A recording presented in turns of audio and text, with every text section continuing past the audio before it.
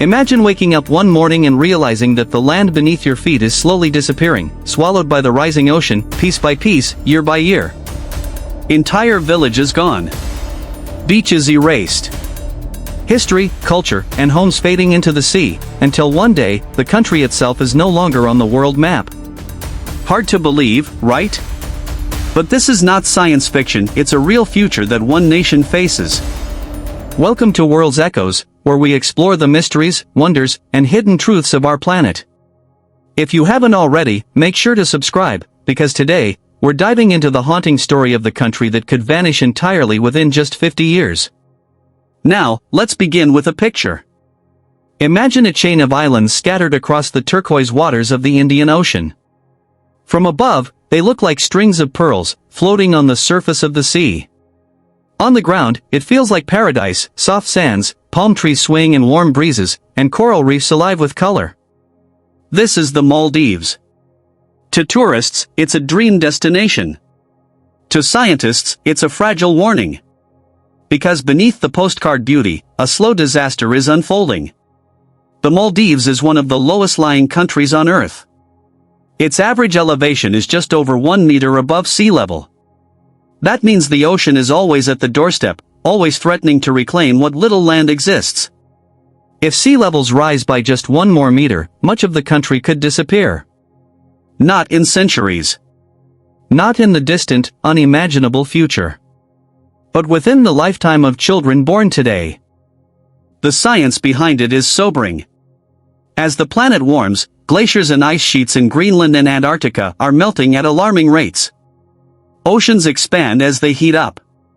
Together, these forces push sea levels higher and higher. According to the Intergovernmental Panel on Climate Change, global sea levels could rise by half a meter to a full meter by the year 2100. For a nation like the Maldives, even the lower estimate is catastrophic. But let's pause for a moment and think about what it really means for a country to vanish. It's not just about geography. It's about people, 500,000 of them, with families, traditions, and a national identity tied to their islands. It's about history stretching back centuries, cultures that developed in harmony with the ocean, and livelihoods built on fishing and tourism. Losing the Maldives isn't like losing a plot of land on a map. It's like erasing an entire chapter of human civilization. The story gets even more urgent when we realize that the Maldives isn't alone. Other nations, like Tuvalu, Kiribati, and the Marshall Islands, face the same fate. But the Maldives has become a symbol, a global warning siren. Its leaders have pleaded at the United Nations, staged underwater cabinet meetings to draw attention to rising seas, and tried to rally the world to action. Imagine having to beg the world not to let your homeland drown. And yet, the struggle continues. Rising tides don't care about speeches. Coral reefs, which protect the islands from erosion, are bleaching and dying. Storm surges are more powerful than ever. Salt water seeps into freshwater supplies, poisoning crops and making daily life harder. Bit by bit, the ocean is winning. Still, humans are nothing if not resilient. The Maldives has begun building sea walls and artificial islands, like Hull Humail, a massive land reclamation project designed to house future generations. It's a bold effort to fight against nature itself, to carve out survival in a world where the sea is rising. But will it be enough? That's the haunting question. Because the truth is, the forces at play are bigger than any one nation. Even if the Maldives builds higher islands, even if it spends billions protecting its shores, global sea level rise is a problem that requires global solutions. Without drastic action to cut greenhouse gas emissions, the ocean will keep rising. The Maldives can buy time, but it cannot buy forever. And so, the clock ticks. 50 years. That's the rough estimate. A single lifetime. Within that time, one of the most beautiful countries on Earth could vanish from the world map. Future travelers might look at old photographs and think, was this place real? Did people truly live here? And the answer will be yes, they lived, loved, and dreamed here, until the sea finally claimed their home. Now imagine for a moment what it feels like to be a Maldivian child today. You grow up in paradise, surrounded by beaches and lagoons. But you also grow up knowing that your country may not survive your own lifetime. Every crashing wave isn't just the sound of the ocean, it's a reminder that time is running out. This is we'll explore today. Not just the science of sea level rise, but the human side, what it means to lose a homeland, how people fight for survival, and what the future holds if nothing changes. So stay with me, because this journey is going to challenge the way you see the world. When you picture a country vanishing, it almost sounds like a metaphor, like something out of an ancient myth where gods punish mortals and swallow their cities into the sea. But here, in the 21st century, it's not mythology. It's reality playing out in slow motion, with every tide creeping higher. The Maldives is made up of around 1,200 small islands, spread across more than 800 kilometers of ocean. Out of these, only about 200 are inhabited. Most of the others are left untouched, like scattered gems in the vast blue. These islands are not tall mountains or towering cliffs. They are coral atolls, fragile rings of land formed over thousands of years by living reefs. Their highest natural points are rarely more than 2 meters above sea level. That means there's almost no buffer, no safety margin. If the ocean rises, the land doesn't stand a chance. What's remarkable is that the Maldives has always existed in a delicate balance with the sea.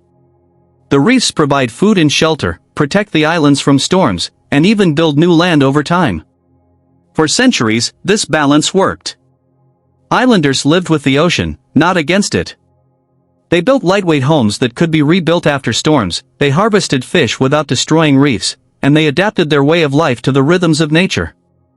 But now, climate change is tipping the scales in a way that no traditional wisdom can fix. The problem isn't just water lapping at the shore. It's also the invisible threat of salt. As sea levels creep up, salt water infiltrates underground aquifers, the natural freshwater reserves that islanders rely on for drinking and farming.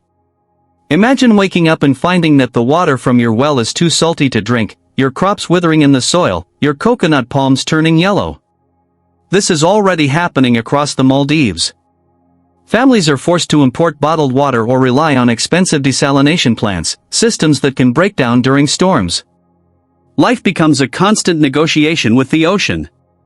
And when storms strike, they strike harder. The Maldives is lucky in one sense, it lies outside the main hurricane belt, so it doesn't face the kind of supercyclones that devastate places like the Philippines. But climate change is making tropical storms more unpredictable, their surges higher, their winds stronger. Even without direct hits, the waves they generate can flood islands, wash away roads, and tear apart fragile coastlines. Think about it this way, for most countries, a rise of half a meter in sea level is a serious challenge but not an existential threat. Cities can build seawalls, rivers can be managed, land can be raised. But for the Maldives, half a meter is a death sentence. Because when your country only stands 1 meter above sea level, you don't have room to adapt. You run out of land, run out of options, run out of time. The Maldivian government has been painfully aware of this reality for decades. In 2009, then President Mohamed Nasheed staged what may have been the most dramatic press event in history. He held a cabinet meeting underwater, with ministers in scuba gear signing documents at the bottom of the sea. It was a bold stunt meant to grab headlines and show the world exactly what was at stake. And it worked, the images went viral, drawing global attention to the plight of small island nations. But attention fades quickly, and the ocean doesn't wait for politics. Meanwhile, the people of the Maldives continue to live their daily lives, torn between normalcy and anxiety. Children play soccer barefoot on sandy fields that sometimes flood with seawater. Families gather on beaches for evening walks, the sunset painting the horizon pink and gold. Tourists arrive in droves, staying in luxury resorts perched on stilts above lagoons. On the surface, it looks like paradise. Beneath the surface, the countdown continues. But perhaps the most haunting question is, what happens to a country when its land disappears? International law was never designed for such a scenario. A nation is defined by 3 things: a population, a government, and a territory. If the territory sinks, what becomes of the nation? Do its people become stateless? Does the Maldives exist only as a memory, a name on a list of lost civilizations? Or can it somehow survive in exile, with its government operating abroad and its culture preserved in diaspora communities? These are questions international lawyers are only beginning to wrestle with. The Maldivians themselves are not waiting quietly. They are experimenting with bold solutions. Tuvalu, the artificial island near the capital Malé, is perhaps the most ambitious. It's being expanded in phases, designed to house more than 200,000 people, nearly half the country's population, by 2040. Built several meters higher than natural islands, Tuvalu is meant to be climate resilient, with modern infrastructure, flood defenses, and space to grow. It represents hope, but also desperation. Because building new land is expensive. It requires constant dredging, importing sand, and fighting erosion. It's a race against both time and money. Other ideas have been floated, literally. Visionary architects have proposed floating cities, futuristic clusters of houses, shops, and parks built on buoyant platforms tethered to lagoons. The concept sounds like science fiction, but prototypes are already under construction. If they succeed, they might offer a model not just for the Maldives, but for coastal cities worldwide as sea levels rise. But even here, the challenge remains: who pays for it? Tourism generates revenue, but much of it flows to foreign companies, not the local government. And building climate-proof infrastructure is staggeringly expensive for a small economy. Beyond survival on home soil, there's the unthinkable possibility of migration. The Maldivian government has at times explored buying land abroad, most famously in Sri Lanka, India, or even Australia, as a potential backup plan. Imagine that, an entire nation relocating to another country, becoming guests in someone else's land. It would be unprecedented in modern history. For Maldivians, whose identity is so deeply tied to their islands and reefs, the thought of abandoning them is unbearable. Yet some quietly admit it may be inevitable. And here lies the human heart of this story. When we talk about sea level rise, we often speak in statistics and projections. 0.5 meter by 2100. 1 billion people at risk worldwide. Trillions of dollars in damages. But behind those numbers are children who may never inherit their family homes, elders who may watch their birthplaces erased, and cultures that may dissolve into memory. Now pause for a moment and think about this. What would it feel like if your entire country was disappearing? Not just your house, not just your city, but your nation, the place that holds your history, your language, your roots.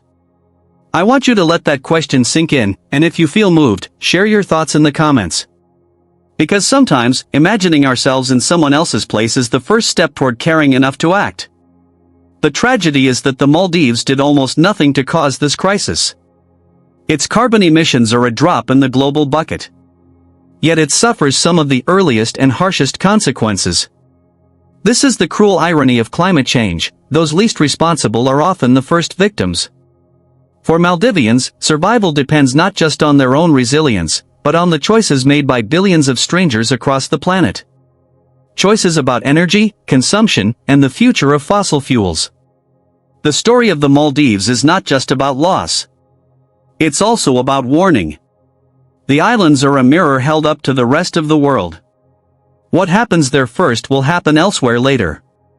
Coastal megacities like New York, Mumbai, Shanghai, and Jakarta are not immune. They too will face rising seas, saltwater intrusion, and climate refugees. The Maldives is simply the canary in the coal mine, showing us what's to come if we don't change course. So as we look ahead, the next 50 years hang in the balance. Will humanity act boldly enough to slow the rising seas, or will we stand by as nations vanish? The answer will decide not only the fate of the Maldives, but the future of every coastline on Earth. It's almost impossible to comprehend the fragility of the Maldives until you stand on one of its islands yourself. The first thing that strikes you is how shockingly narrow the land feels. In many places, you can walk from one shore to the other in less than 10 minutes. Behind you, the lagoon glitters in turquoise; ahead, the deep blue ocean stretches endlessly. The land in between is a sliver, so thin, so low, so vulnerable. For most of us, land feels permanent. We imagine mountains standing tall for millions of years, cities built on rock foundations that will last for centuries. But in the Maldives, permanence is an illusion. A strong storm can chew away an entire beach overnight. A few days of flooding can cut off villages from fresh water. Even the act of walking along a shoreline can feel surreal, knowing that what you see today might not exist tomorrow. This vulnerability raises a haunting question that many Maldivians live with every day. What does home mean if your home can vanish? For them, home is not just walls or rooftops. It's an island, one that holds the graves of ancestors, the songs of fishermen, the laughter of children playing in sandy streets. Losing an island is not like moving houses. It is the erasure of identity. And yet, life continues with remarkable normalcy. School bells ring, fishermen haul in their catch at dawn, and families share meals of rice, fish curry, and coconuts. Tourists arrive in droves, sunbathing on beaches and diving among reefs. To the outside eye, nothing looks unusual. The islands are marketed as paradise, and in many ways they are. But beneath the beauty lies a constant, unspoken fear: paradise may not last. The irony is cruel. Tourism, the very industry that sustains the Maldivian economy, also contributes indirectly to its downfall. Resorts consume enormous amounts of energy and water. Planes that bring visitors pump greenhouse gases into the sky. The carbon footprint of tourism is global, and the Maldives itself contributes very little to it. Yet the islands pay the highest price. The government walks a fine line, promoting tourism to fund survival projects, while also begging the world to reduce emissions. In international conferences, Maldivian leaders remind the world, saving the Maldives isn't just about saving one country. It's about protecting humanity's shared heritage. If these islands fall, it means our global efforts have failed. But let's zoom out for a moment. Why 50 years? Why not 100, or 20? The answer lies in projections. Scientists use complex models to predict how fast ice sheets will melt and how much seas will expand. While there's some uncertainty, the trend is clear: seas are rising, and the pace is accelerating. Within 50 years, enough land in the Maldives could be lost to make large parts uninhabitable. Not completely underwater, perhaps, but no longer livable as a functioning nation. Think about the timeline. 50 years ago, in the 1970s, climate change was a barely discussed concept. 50 years from now, the Maldives could be gone. That's just 2 generations. A grandfather born in the 1970s could live to see his grandchildren displaced from their ancestral islands. That's how quickly history can change. Yet, amidst all the warnings, Maldivians refuse to be passive victims. There's a quiet resilience in their culture, a refusal to give up. Take the island of Mafushi, for example. Once devastated by the 2004 Indian Ocean tsunami, it rebuilt itself into a thriving tourist hub. Or consider Hulhumail, the artificial island rising from the sea, designed not just as survival, but as a vision of a modern Maldivian city. Skyscrapers, hospitals, and parks all on land that didn't exist a generation ago. This determination reveals something profound about humanity. Even when faced with the threat of losing everything, we build, adapt, and dream. But can human willpower outpace nature's force? That's the ultimate question. Because the ocean has time on its side. Every year, every decade, tides inch higher. Every molecule of greenhouse gas we emit today lingers in the atmosphere, warming the planet tomorrow. The Maldives is racing against an opponent that never tires, never negotiates, and never forgets. Still, the islands have lessons for the rest of us. If the Maldives disappears, it won't just be a tragedy for Maldivians. It will be a warning shot for coastal cities worldwide. Miami, Shanghai, Jakarta, Lagos all face similar dangers, just delayed by decades. When we talk about rising seas, we often focus on faraway places. But the Maldives is not a distant tragedy. It's the first chapter of a story that will eventually touch everyone. Imagine New York City, half a world away. Manhattan's skyline gleams with glass towers, seemingly indestructible. Yet much of it sits barely above sea level. A storm surge during Hurricane Sandy in 2012 flooded subways, cut power, and caused billions in damages. That was just a glimpse of what rising seas could bring. The Maldives today is New York's tomorrow. Or picture Jakarta, Indonesia's capital, where land subsidence caused by excessive groundwater pumping combines with rising seas to sink the city at twice the global average. Indonesia has already announced plans to build a new capital inland, because the ocean is swallowing their current one. In a way, Jakarta is experiencing what the Maldives fears, a capital city that may one day be unlivable. This is why the Maldives matters. It forces us to confront uncomfortable truths. If we cannot save one small island nation, what hope do we have for megacities? If we allow a country to vanish, what does that say about our commitment to human solidarity? But beyond warnings and politics, there's something deeply emotional about this story. When you think of the Maldives, don't just think of resorts and beaches. Think of children running barefoot on sandy lanes, their laughter echoing as they chase each other under palm trees. Think of fishermen mending nets by hand, passing down skills from father to son. Think of elders sitting in the evening, telling stories of spirits and ancestors. These are lives as real and rich as yours or mine. And all of it stands on the edge of disappearing. The thought is almost unbearable. Yet it also sparks awe, because even in the face of such odds, Maldivians continue to fight, to build, to hope. Perhaps that's what makes this story so powerful. It's not just about loss. It's about resilience. It's about humanity's ability to endure even when the horizon seems to close in. And so, as we look to the future, we face a choice.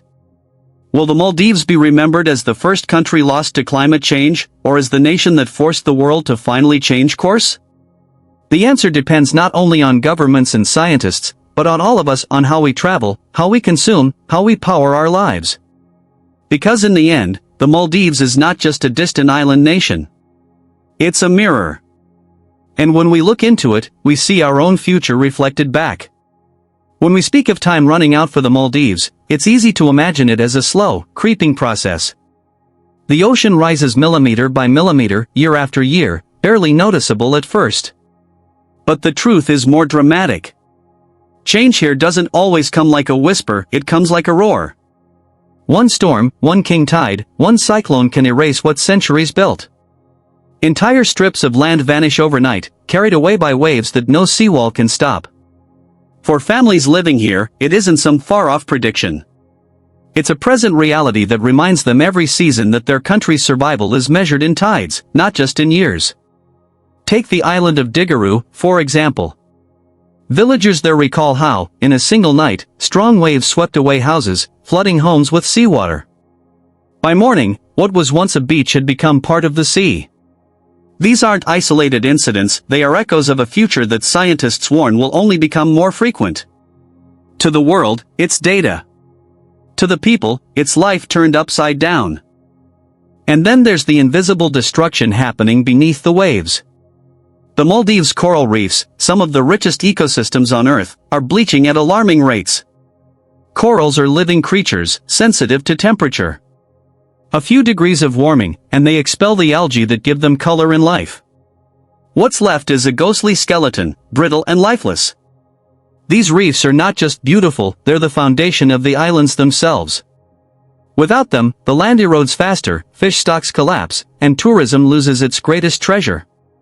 Imagine if the very walls holding back the ocean started crumbling, while the lifeline of your economy faded at the same time. That's the double blow the Maldives faces. Yet, amidst this fragility, there's still breathtaking beauty. Sunsets that paint the horizon in fire and gold. Waters so clear you can see schools of fish darting like silver sparks. Nights where the stars reflect off the ocean, blurring the line between sky and sea. For many visitors, the Maldives feels like heaven on earth. But for Maldivians, heaven comes with a heavy shadow, the knowledge that this beauty is slipping away. What does the future look like if the Maldives does vanish? International law has never faced such a dilemma. If the land is gone, do the people lose their citizenship? Do they become climate refugees with no home to return to? Or can a nation exist without territory, preserved in exile like a cultural flame kept alive by its people? The very definition of what it means to be a country may be rewritten by the Maldives' fate. It forces us to ask questions we've never asked before. Can you own sovereignty without soil? Can identity survive without place? The Maldivian government refuses to accept erasure as destiny. Their leaders continue to advocate on the world stage, reminding richer nations that time is short. They demand action not out of charity, but out of justice. After all, they did not cause this crisis. Their carbon footprint is tiny compared to industrial giants. And yet, they are on the front lines, fighting for existence. This is why the Maldives has become more than just a nation at risk, it has become a symbol, a moral test for humanity. Still, symbols don't stop tides. That's why bold projects like Hull Humail and experimental floating cities have become more than dreams, they're lifeboats. Picture a floating city, hexagonal platforms linked together, covered with homes, schools, and parks, rising and falling with the tides. The sea doesn't swallow them, because they're designed to live with it. It sounds futuristic, but in the Maldives, the future isn't a luxury. It's a necessity. And yet, questions remain. Will ordinary Maldivians be able to afford living in such cities, or will they become playgrounds for the wealthy, leaving the vulnerable behind? Will the ocean give them enough time to finish building, or will it claim the land first? These uncertainties hang like storm clouds over every plan. The Maldives' fate is not sealed, not yet. But the next 50 years will decide everything. If emissions continue unchecked, if the world continues to delay, the islands may slip beneath the waves. If humanity acts boldly, cutting emissions, innovating with green technology, and building resilient infrastructure, there's hope that the Maldives may endure. It's a story not of inevitability, but of choice. And those choices are ours. The story of a disappearing country is not only about rising seas or sinking land, it's also about identity. A nation is more than its borders on a map. It is its culture, its people, its languages, its traditions, and its shared dreams. When the physical land begins to vanish, what happens to all of those invisible yet deeply important things? Can you still call yourself a citizen of a country that no longer physically exists? Can a flag wave proudly without soil beneath it? These are not hypothetical questions for future generations. For people living in low-lying island nations right now, they are daily realities. Parents wonder if their children will grow up in the same place where they once played, laughed, and learned. Elders worry about whether their ancestors' graves will survive another decade of erosion. Children already ask why the shoreline seems closer every year. Imagine walking along a beach that you once knew well.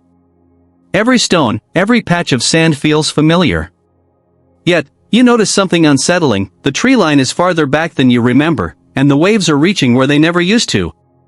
Step by step, the ocean is claiming land that once felt eternal. That creeping tide is not just water, it is the reshaping of history. It's the quiet rewriting of where a nation begins and ends. But here's something even more staggering. Some scientists believe that parts of these disappearing countries could slip beneath the ocean far sooner than the 50-year mark we often talk about. In fact, some projections suggest that certain islands may become uninhabitable within just 2 or 3 decades. That means that children born today might grow up watching their homes vanish before they even reach adulthood. Think about that. A child's earliest memory of running along the shoreline could also be the last generation's memory of that land existing at all. This is where the story takes a more human turn. Governments are now wrestling with unimaginable questions. If a nation loses all of its physical territory, does it still exist under international law? Can a government without land still be recognized by the United Nations? Where do passports belong if there's no homeland to return to? These are not simple legal puzzles, they're existential ones. For the first time in human history, entire populations may become stateless not because of war or conquest, but because of the rising sea. Yet, amidst the uncertainty, there is resilience. The people of countries like Tuvalu, Kiribati, and the Maldives are not passively waiting for the tide to claim them. They are raising their voices on the global stage, demanding action, demanding recognition, and demanding that the world understand what is at stake. They are investing in floating infrastructure, experimenting with climate-resistant housing, and even exploring the possibility of digital nations that preserve sovereignty online. Imagine a government that survives not on land, but in cyberspace, a digital country for a displaced people. It sounds like science fiction, but in many ways, it's becoming science fact. And still, beneath all of the technology and policy, there's the human heartbeat of the story. The laughter of children playing soccer on a sandy beach. The rhythm of waves that once comforted but now threaten. The songs passed down from generation to generation that may soon belong to a people without a land. These are the details that make this crisis more than statistics. They make it deeply human, deeply emotional, and impossible to ignore. So let me pause here and invite you into this story in a more personal way. If your entire homeland were at risk of disappearing within your lifetime, what would you do? Would you fight to preserve every grain of sand? Would you migrate and carry your identity across borders? Or would you find new ways to keep your culture alive even if the land beneath your feet was gone? Think about it for a moment, and share your thoughts in the comments below. Because this isn't just the story of one nation, it's a question for all of us. The world has faced threats before. Empires have collapsed, civilizations have risen and fallen, but those were usually the results of human conflict or political upheaval. This is different. This is nature itself reshaping the future of human geography. And it asks us something profound: how do we adapt not just our cities and economies, but our very sense of what it means to belong somewhere? And this is why the story of a country vanishing from the map is so haunting. It forces us to recognize that maps are not static. They are alive, shifting, breathing reflections of our world. 50 years from now, the globe you spin in a classroom may look very different. A name you see today might no longer be printed on its surface. But behind every erased line, every missing outline, are people who once called it home. This is not the end of the story, though. It is the beginning of a new kind of human challenge. Can we rise together as a global community and protect these vulnerable nations? Can we slow the rising seas enough to buy them time? Can we find innovative ways to preserve their sovereignty, their cultures, and their dignity? The answers will define not only their future, but ours as well. Because the ocean does not stop at one nation's borders. What happens to them today is a glimpse of what could happen to all of us tomorrow. And if this journey into the future of disappearing countries has moved you, if it has sparked even a moment of wonder, shock, or empathy, then I invite you to join me in this exploration again. This is World's Echoes, where stories like these remind us that every corner of our planet holds a mystery worth uncovering. So before we go further, take a second to hit like, share this story with someone who might need to hear it, and subscribe to World's Echoes. Together, we'll keep uncovering the echoes of our world before they vanish forever. Every great story has a turning point, a moment where everything hangs in the balance. For the countries on the edge of disappearance, that turning point is happening now. 50 years sounds like a long time, but in the grand story of nations, it is a blink. The people living in these vulnerable lands don't have the luxury of waiting for future generations to fix the problem. For them, the countdown has already begun. But here's the thing. The end is not inevitable. We often talk about climate change as though it's a script already written, with a tragic ending no one can rewrite. But history tells us something different. Humans are problem solvers. We build, we adapt, we innovate. We've bent rivers, we've reshaped mountains, we've even walked on the moon. The same creativity that made us capable of altering the planet is the same creativity that could protect it. Imagine cities that float, designed to withstand rising seas. Imagine technology that pulls carbon out of the atmosphere and locks it away for good. Imagine communities rebuilt on artificial platforms, where culture thrives above the waves instead of beneath them. These ideas sound futuristic, but they are already being tested. The Netherlands has been building floating neighborhoods. Scientists around the world are racing to invent technologies that can slow or even reverse global warming. And activists are pushing world leaders harder than ever to act, not tomorrow, but today. Still, it's not just about technology. It's about willpower. Because all the inventions in the world mean nothing if humanity lacks the determination to change. The question is not whether we can save these countries, it's whether we choose to. And that choice will define our legacy. Let's go back to the human side one more time. Picture a family in Kiribati, sitting around a dinner table as the sun sets. The waves are closer than they were when the parents were children. The father tells stories of fishing trips that stretched far into the lagoon. The mother hums a song passed down from her grandmother. Their children laugh, unaware that the land beneath their home is slipping away. To them, the island feels permanent, just as it did for every generation before. And yet, for the parents, there is a quiet fear they never say out loud. Will their children grow up with a homeland, or will they only inherit a memory? That is the heartbreaking reality of what it means to be on the front lines of climate change. For you and me, rising seas may feel distant, a headline in the news, a statistic in a report. But for millions of people, it is the ground beneath their feet. It is the water at their doorsteps. It is the question of whether their nation's flag will fly 50 years from now, or whether it will be lowered for the last time. And yet, there is something profoundly inspiring here too. Because these small nations, often ignored on the global stage, are now carrying the loudest, clearest message to the rest of us. They remind us that the fight for survival is not just about them, it's about all of us. If we can rally to save them, we can rally to save ourselves. If we can act in time to preserve their homelands, maybe we can preserve our own cities, our own coasts, our own ways of life. 50 years from now, when future generations look back at this moment, what story will they tell? Will they say we stood by while entire nations disappeared? Or will they say this was the turning point when humanity finally listened, finally cared, and finally acted? That is the story we are still writing. So, as we close this journey together, remember that the disappearing countries of today are not just dots on a map. They are living, breathing testaments to resilience, beauty, and human courage. Their voices echo across the oceans, warning us, pleading with us, inspiring us.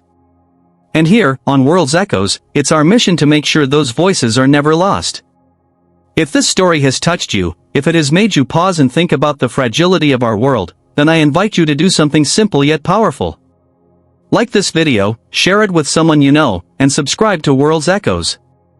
By doing so, you're not just supporting this channel, you're becoming part of a global conversation, a movement to preserve the wonders of our planet before they slip away. Because one day, when we look at a map of the world, I hope we won't see empty spaces where nations once stood. I hope we'll see every name, every border, every culture still alive, still thriving, still echoing through time. The choice is ours.